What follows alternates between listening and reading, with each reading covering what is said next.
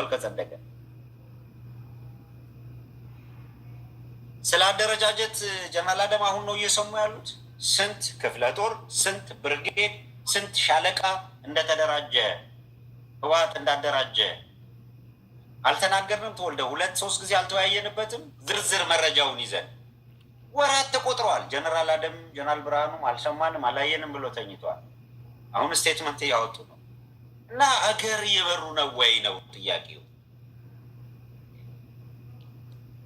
ልዩ ኃይል ሲጀመር ማጥቃትና መከላከል ነው ወይስ ማጥቃትና መከላከል ነው የሚሰለጥ? ብርቀቱ ደራጅ ቁጭ ብለ ይሄን ሁሉ ከባድ መሳሪያ ይዘው ሾው ሲያደርጉ ቁጭ ብለናል ለማለት ነው የተናገረው።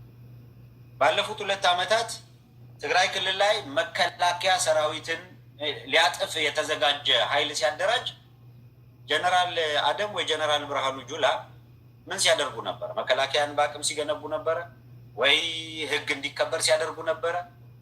መርጠህ ነው እንዴ ለምትፈልገው ዓላማ የምትናገር? ህዝብ ይናል ለምን አይሉ? ለምን 29ኛ ዙር ኦሮሚያ ላይ ሲመረቅ 30ኛ ዙር ኦሮሚያ ላይ ሲመረቅ ልዩ ኃይል ማስመረቅ በዚህ ደረጃ ሰራዊት ማስፋት ልክ አይደለም? ለምን አላለም? ለምን አላለም? እና በአጠቃላይ አሳዛኝ ነው። እንደ ሀገር እያሰቡ ስላልሆነ ቋሙ ሪፎርም ያርግ የምንለው ለዚህ ነው። የመከላከያ ሪፎርም ያስፈልግ። አሁን እንዳልኩ ነው። ወላይታ ላይ በአንድ ጊዜ ነው ያለውን ኃይል የላኩት።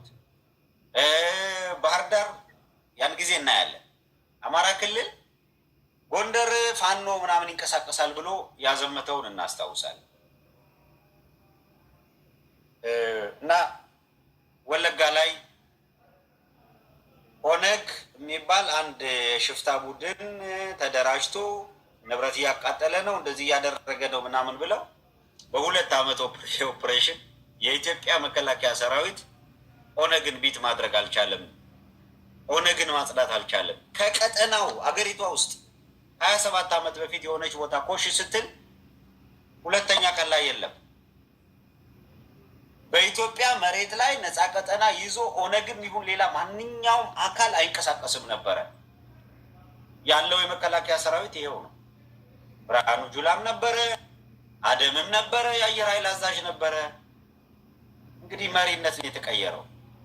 የነበሩት ሰዎች ነው ከፍና ዝቅ ያሉት ኃላፊነት የተቀያየሩት። በቂ ማብራሪያ ይሰጡናል። ለምን የወላይታ ተወላጅ የሆኑ ከመከላከያ ውስጥ 30 ሺህ ከመከላከያ ያባረሩት እነ ብርሃኑ ጁላ ለምን እንደሆነ ይነግሩናል። ከመስት ስለማያስፈልግ ነው። አሁን ለውጥ መጣ ብለው እኮ ነው። ለውጥ መጣ ባሉ ማግስት 30 ሺህ የወላይታ ተወላጆች ከመከላከያ እንዲሰናበቱ ተደረገ። አያስፈልገውም። መከላከያን መቀነስ እስካስፈለገ ለምን 30 ሺህ በአንድ ጊዜ መቀነስ አስፈለገ? አጠቃላይ እና እኔ ለሀገር በሚጠቅም መንገድ እየሰሩ ነው የሚል እምነት የለኝም። እና አሁንም ወላይታ ሄደው የፖለቲካ ኦፕሬሽን ነው መከላከያ ያለው ልክ አይደለም። በአስቸኳይ በእኔ እምነት ህብረተሰቡን ተመልከት። እራሱ መንግስት ትናንትናም ስጋቴን ገልጫለሁ። እራሱ መንግስት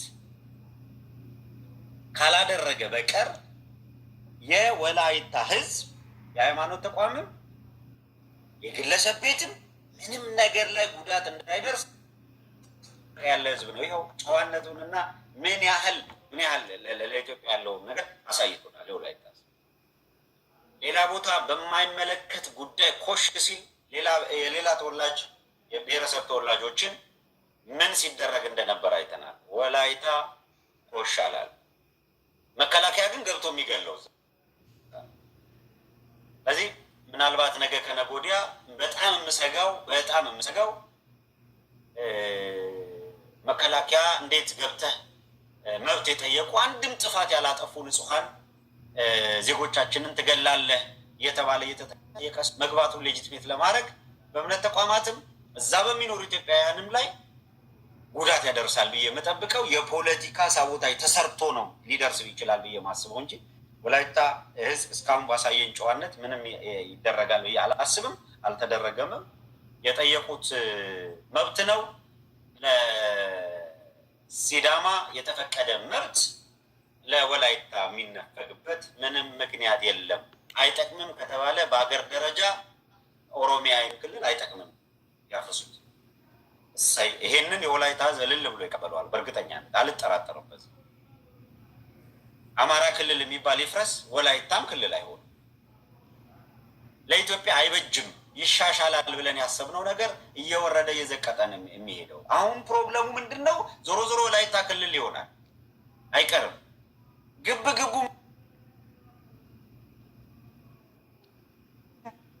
ይህን ተልእኮ የሚያስፈጽሙ ሰዎች ማስቀመጥ አለብን። ሽመልስ አብዲሳ ያለው ወይ እኛ የምናምነው ወይ እኛ ነን ስልጣኑን የምንይዘው። ስለዚህ የምናምነው ሰው እኛ ተልእኮ የምንሰጠው ሰው እዛ ካልተቀመጠ የሚቀመጠውና እኔ በእኔ በኩል ወላይታ ላይ አሁንም ህብረተሰቡም ሌላው ኢትዮጵያዊም ክልሎችም መከላከያ ከድርጊቱ እንዲቆጠብ ማሳሰብ፣ ከወላይታ ህዝብ ጎን መቆም፣ ጥያቄውን በንግግር በውይይት እንዲፈታ ማድረግ ያስፈልጋል ብዬ ነው ማስበው እንጂ አበጀህ ማለት መከላከያውን አስቸጋሪ ነው ብዬ አስባለሁ። በጣም ጥሩ ሀብታሙ። ከመከላከያው ጋር አያይዘን በዛው ወደ ብአዴን መሄድ እንችላለን። የሚያያይዙትን አንዳንድ ነጥቦች ካነሳው አንጻርም እኔ የማነሳቸው ነገሮች ይኖራሉ። ምናልባት መከላከያ ውስጥ የብሔር ስሜት የመከፋፈል ስሜት አለ ብለው የሚያስቡ ጠባቦች ናቸው ብለዋል ጄኔራል አደም ወይም አብዛኛው ወዳጆቻቸው። ቅድም እንዳልኩት ጓድ ተጨማሪ አለኝ። በዚህ መልኩ ነው የገለጹት እና ይሄ ሀሳብ እሳቸው ያሉት ሀሳብ ትክክልና እውነት ከሆነ አሁን ያነሳው አይነት ከዚህ በፊትም በውይይታችን አንስተናል። ከሰራዊቱ ውስጥ በብሔር ተለቅመው እንዲገለሉ የተደረጉት ለምን እንዴት የሚለውን ጥያቄ ይመልሳሉ። ከዚህ ጥያቄ ጋር አብሮ ይያዛል። አማራ ክልልም ስንሄድ ማለት ነው 2-3 የተወያየንበት ወቅት ነበር። በተለይ መከላከያ ውስጥ ያሉ የአማራ ብሔር ተወላጆች ከትልልቅ ኃላፊነት በተለይ በመከላከያ ውስጥ ከወታደራዊ ቁልፍ የደህንነት ቦታዎች ተለቅመው ወጥተዋል። በደህንነት ደረጃ ያ ብሔር ውክልና የለውም መከላከያ ውስጥ እስከማለት ተደርሶ ነበር በውይይታችን ወቅት። አሁን እየሆነ ያለው ነገርና እውነታው እሱ ይመስለኛል። ከዚሁ ጋር እያይዘን የብአዴንን ወይም የአዴፓን ስብሰባ እናንሳ። አቶ ሽመልስ አብዲሳ ንግግር ተከትሎ እንግዲህ ብአዴንም ስብሰባ ላይ ነው። ምን የአቋም መግለጫ ይዞ ይወጣል? አብዛኛዎቹ ቀድሞ ሊተነብዩት ችለዋል። ምክንያቱም ከብአዴን ተፈጥሯዊ ባህሪና እስካሁን ከመጣበት እድሜና ሂደት ጋር እያይዘው እያነሱት ነው። የተለያዩ መረጃዎች እየወጡ ነው።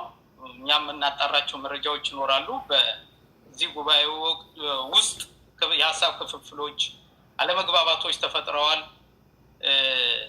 ብዙዎቻችን እንግዲህ ለውጥ መጣ ሲባል በትክክል እንደምናስታውሰው አዴፓ የነበሩት ሰዎች በግልጽ ዋጋ የከፈሉና ዛሬ ለውጡ እውነትም ለውጥ ከሆነ የእነሱ መስዋዕትነት ትልቅ እንደነበር በተለያየ ጊዜ አንስተን ነበር። ግን በዛ መቀጠል አልተቻለም። አዴፓ ወሳኝ ሰዎቹን በአንድም በሌላ መንገድ አስበልቶ ስለነሱ ደምና ፍትህ ሳይጮህ ይኸው እዚህ ደረጃ ደርሷል። እኔ እንኳን እንዲያው በነገራችን ላይ አዴፓ ወይም ብአዴን ለሚባል አካል የነበረኝ የረጅም ዓመት ተቃውሞና ስሜት ከለውጡ በኋላ አቶ ገዱና ዶክተር አምባቸውን ጨምሮ የነሱ አመራር በመጡ ጊዜ በግል ግብዣ ላይ ሀሳቤን ለመግለጽ ሞክሬያለሁ። ከ29 ዓመት በኋላ ነው እኔ አዴፓ ስጨብጥ ብያቸዋለሁ። በግሌ ማለት የነበረኝ ስሜት ይሰማኝ የነበረ ስሜት ራሱን ችሎ የቆመ ድርጅት አይደለም ብዬ አስብ ስለነበር ተላላኪነት ይታይባቸዋል የሚል እምነት ስሜት ስለነበረኝ ጥሩ ስሜት አልነበረኝም ብያቸዋለሁ በግልጽ። ያን ደግሞ እንዲያው ለማስታወስ ወደ ኋላ ሄደን 3 ነገሮች ልንገርህ። ፍጹም ተላላኪ እንደነበሩ ለእኔ ከሚያሳዩ ነገሮች ሲጀመር ህወሓት የካቲት 11 ተቋቋመ ብለው ብአዴን ሲመሰርቱ ህዳር 11 ኮፒ እያደረጉ ነው የመጡት እና የህዋትን አርማ አይተው ከሆነ ቀይና ቢጫ ነው፣ መሀሉ ላይ ኮከብ አለው። ትንሽ አቀማመጡ ጋደድ ብሎ የብአዴንም ቀይና ቢጫ ሆኖ መሀል ላይ ኮከብ አለው። በጣም የሚያሳዝነው ደግሞ ሶስተኛው ነገር ብአዴን ከሚታወቅባቸው ዋነኛ የትግል መዝሙሮች ዋነኛው እንዳያልፉት የለም ያውሉ ታለፈ። የሚገርም ነገር ለዚህ መዝሙር ከህወሓት ነው ዜማ የተቀበሉት ከያሱ በሬ ግጥሙ የሄላው ዮሴፍ እና ዜማ እንኳን የሚቀበሉ ወይም በራሳቸው የማይቆሙ ሰዎች ነበሩ። ከዛ አንጻር በዚህ ለውጥ ተሻሻሉ፣ ተለወጡ፣ ጥያቄ ይፈጥራሉ ያልናቸው ወገኖች ነበሩ።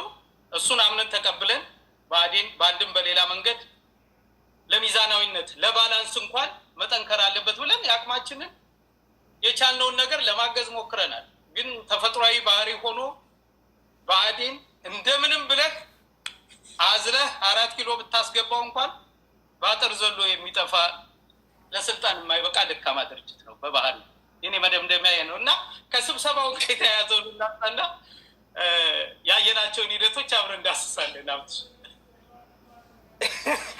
አሁን